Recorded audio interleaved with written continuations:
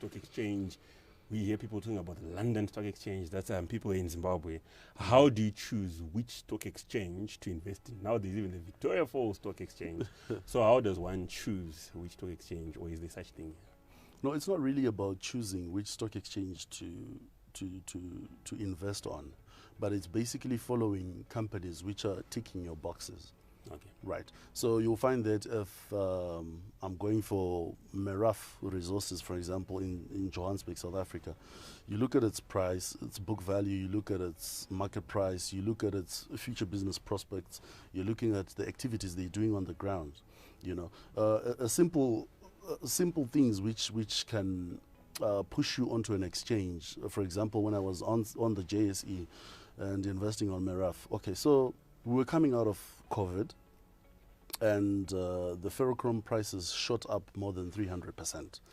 And Merafe Resources deals with chrome. You get it. So they take chrome, then they process it into ferrochrome. Okay. So the international price shot up.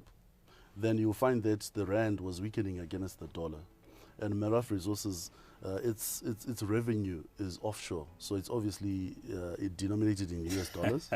So you've got local rand expenses, but you've got income which is coming in dollars. So there's an exchange rate gain just looking at that scenario. Wow.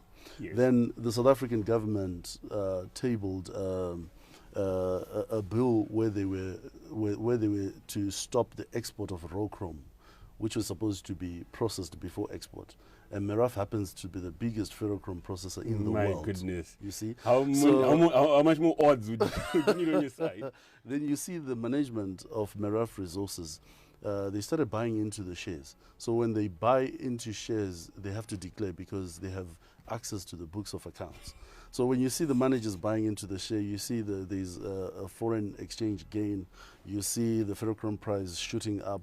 Then you see all these are indicators. And Merafe was trading at its lowest price in history. It was 35 cents a share, rand cents. So we obviously going to now. We bought inevitably going to shoot. We bought in and sold it at R1.80. So you're looking from 35 cents to R1.80. That's almost sixfold return. So placing $20,000, you would reap more than $120,000. Dare I ask on that?